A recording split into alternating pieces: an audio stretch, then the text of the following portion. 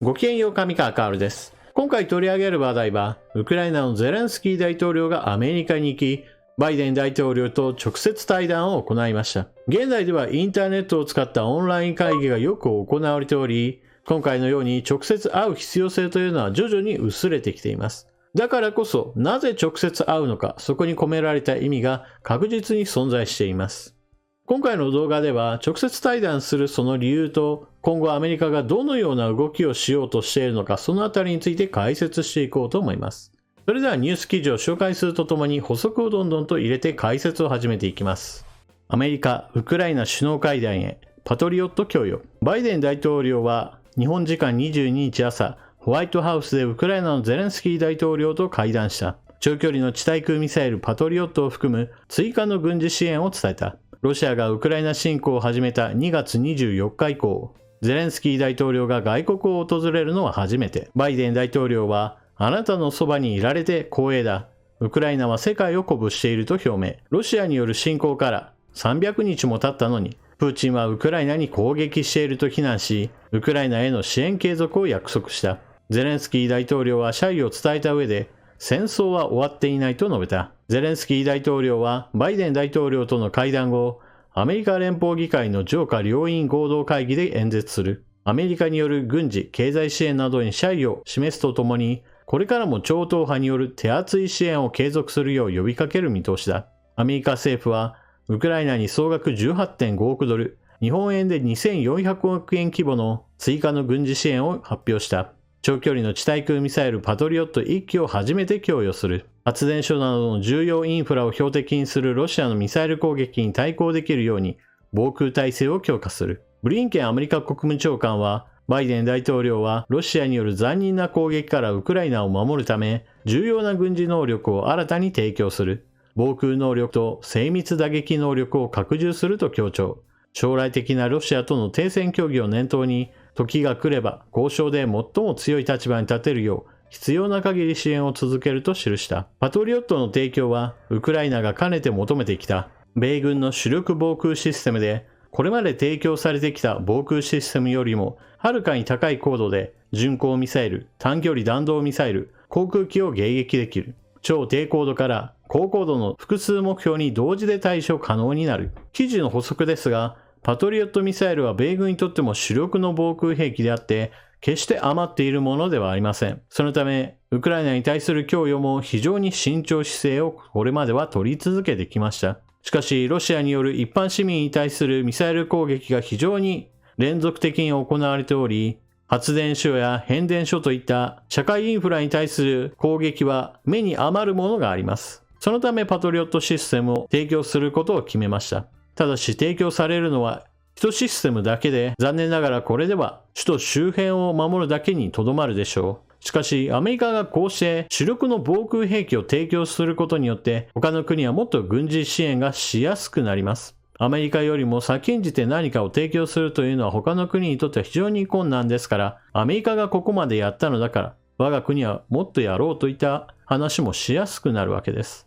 記事の補足を続けます。アメリカの国防総省は今回の軍事支援について詳細を発表しています。まず第一に、大統領権限に基づいて米軍の保有している兵器を供与します。先ほども述べたパトリオットミサイルシステム1機、そしてJDAM という精密誘導機能のない航空機用爆弾に精密誘導機能を付与するキット。ロシア系の航空機には取り付けるための改修が必要とされています。対レーダーミサイルについても同じように何かしら改修がなければ、ウクライナ軍が持っている戦闘機には使いこなせないのではないかと言われていました。しかし、対レーダーミサイルはすでに供与され続けていますから、今回の JDAM についても何かしらの手があるのでしょう。そしてハイマース用の弾薬追加、GPS 誘導砲弾の追加、10機ずつの口径の違う迫撃砲と弾、37両の装甲変異輸送車と120両の永遠輸送車、そして細々とした武器支援が連なります。最後に USAI というものをご紹介します。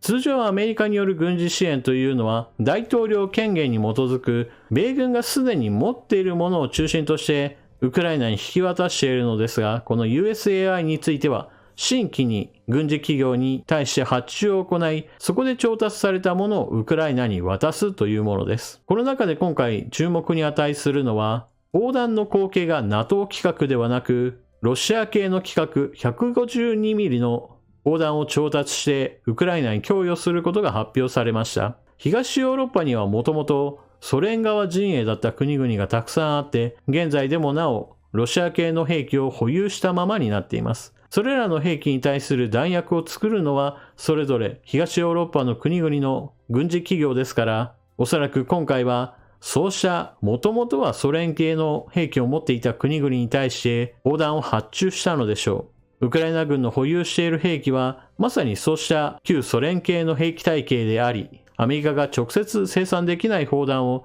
それらの国々から調達しているのでしょう。今後もこのようなことが行われることは十分考えられます。一旦記事の補足は終わり、紹介する記事に戻ります。ゼレンスキー氏がこのタイミングで訪米するのは、2023年1月に始まる審議会で下院の多数派になる野党、共和党を意識したとみられる。党内には、ウクライナは重要だが、白紙の小切手は切らない。下院共和党トップのマッカーシー院内総務の発言などといった具合にして、巨額予算の見直しを求める声があるためだ。それでは、ウクライナ支援の予算はどれほどの規模が考えられているか、予算の中身について言及しておきます。現在アメリカの議会で審議されている2023会計年度予算案には、449億ドルの対ウクライナ支援の項目があります。これがどれだけの額か、今年2022年投入されたお金と比較をしておきましょう。今年2022年、アメリカのウクライナに対する軍事支援の総額は185億ドル、日本円で約 2.5 兆円です。これに対して現在、予算案に組み込まれた額は449億ドル、約6兆円ですから、日本の1年間の防衛予算よりも多い額をウクライナ支援に当てようとバイデン政権は考えています。ちなみにアメリカ以外の国で2022年の軍事支援の額というのは、ドイツが23億ドル、イギリス19億ドル、ポーランド 18.2 億ドル、カナダ10億ドル、フランス 4.7 億ドル、チェコ 4.4 億ドルといった具合になっています。軍事支援の額から言えばアメリカが一桁多い状態であり、その額をさらに引き離すような予算規模が考えられているのです。ですからアメリカの議会で予算が通るかどうかというのは、ウクライナの明暗を大きく分けることとなるのです。再び記事に戻ります。ロシアによる侵攻から10ヶ月が経過し、ウクライナは米欧などで指摘される支援疲れに危機感を強める。ゼレンスキー氏は、まず最大の後ろ盾であるアメリカに足を運び、アメリカ世論に支援継続を訴える狙いがにじむ。一方、ロシアのプーチン大統領は、国防省の幹部会議で、アメリカが主導する NATO による脅威に言及し、戦略核の強化を進める方針を示し、アメリカを牽制した。ウクライナのゼレンスキー大統領が国を離れることは非常に危険なことです。なぜならば、大統領がいない時期を狙って攻撃すれば、ウクライナ軍はもしかしたら混乱するかもしれないと、ロシア側が考えて大規模な軍事作戦を行う可能性があるからです。現在のところウクライナ側は動員兵の訓練が終わる時期において、ロシア軍は首都キーウを狙った作戦を行うかもしれないと警戒しています。今回のゼレンスキー大統領がアメリカに向かったよというニュースが流れた後に、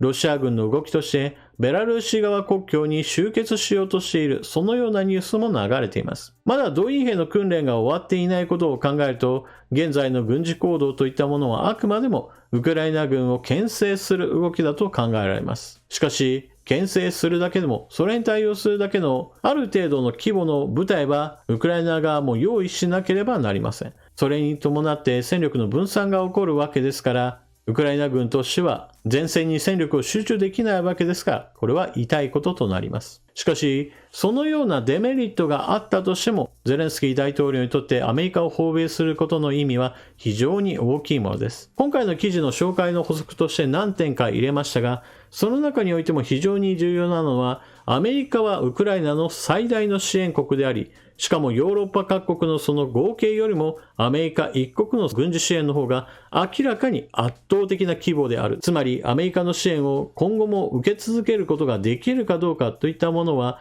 ヨーロッパ各国全体の支援を受けることよりも重要性としては上なわけです。しかもアメリカにおいては中間選挙において下院では共和党が優勢となりました。そして共和党の院内総務はウクライナ支援に対して物申すという態度であり、支援は継続するとしても、その支援の中身についてあれこれ議論に時間をかけ続けて妨害される危険性というものもあるわけです。しかしここに注意しなければならないのは別に支援そのものをやめようと言っている話ではなく、支援の中身について共和党の意見を入れなさいといういわば注文している部分です。これは一体何を意味しているかといえば、アメリカ国民にとってもウクライナはあくまでも海外であり、しかもウクライナは同盟国ではありません。その同盟国ではないウクライナに対する大規模な軍事支援、その原資は何かといえば、結局のところ、アメリカ国民やアメリカ企業の納めた税金が元となっており、大規模な援助といったものは当然のように、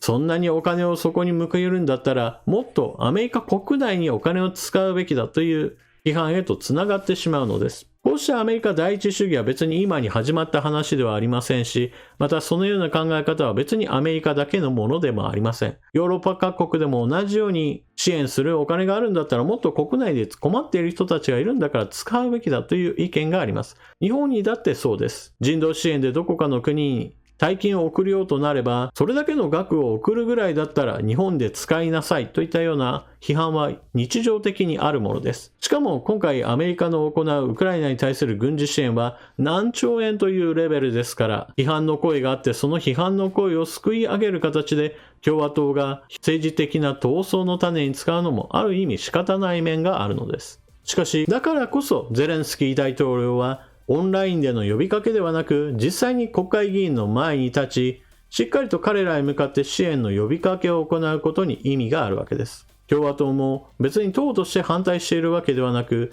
党の一部の要職にある人物がネックになろうとしているだけであって、そのような人物の動きも結局のところ、党全体としてもっともっと支援に前向きになれば、予算案も通りやすくなるものです。しかもこれは予算案であり、その予算は何もウクライナ支援だけに限定されたものではなく、他の予算案などもあって、これらはバイデン大統領がどのような政治を行うかにかなり影響を与えるものです。ですからバイデン大統領としてもゼレンスキー大統領を直接呼んで共和党に呼びかけてもらい、そしてアメリカ国民に呼びかけてもらい、支援を増やしてもらえば、自分自身も政策を動かしやすくなるわけです。ですから今回の訪米といったものはアメリカ側からゼレンスキー大統領を呼んだという形になっています。バイデン大統領にとっても予算案が通りやすくなるためには直接呼びかけてもらいたいし、ゼレンスキー大統領もウクライナの2023年の軍事支援がどれだけの額になるかに、そこに影響することができるわけですから、ここは非常に重要だと考えているはずです。その重要性については、かつて第二次世界大戦でナチスドイツと戦って苦戦していたイギリスのチャーチル首相に例える声があります。チャーチル首相はドイツとの戦いが長引いている中において、なかなか打開できない現状を憂いて、アメリカに対して参戦を促し続けていました。そしていざアメリカが参戦するよと正式発表した時には、まだ実際にアメリカ軍は来てもいないのに、これで我が軍は勝ったというふうに確信を持ったそうです。全体の状況を明らかに覆せるような要因といったものが加われば、未来に対する明るい展望は開けるものです。ウクライナのゼレンスキー大統領にとって今回の訪米というものは、そのような未来に対する明るい展望を抱けるぐらいの影響をもたらすかもしれません。記事の中の補足でも述べましたが、2022年の軍事支援の2倍以上の予算額といったものをアメリカは想定しており、この予算案が通れば確実に2023年も豊富な軍事支援を受け続けることができ、ロシア軍との戦いを継続することができるのです。ただし、最後に一つ注意点なのが、ウクライナのゼレンスキー大統領は今回の訪米に関して、ひたすらアメリカに対する感謝の言葉を述べています。実際には領土奪還のためには戦車やハイマース用の長射程のミサイルといったものがなければ、なかなか戦況を大きく覆すことはできないわけですが、とにかく今はアメリカ国民に対して感謝といったことをしっかりと伝えることによって、決してアメリカからの軍事支援は無駄にはなっていないし、また軍事支援を受けている側が高飛車になっているわけでもないといった低姿勢を貫いています。このような姿勢がアメリカ国民やアメリカの国会議員たちに通じるかどうかは今のところは分かりません。少なくとも外交姿勢としては間違っていないものですから、うまくいくことを私は願っています。そしてアメリカのウクライナ支援の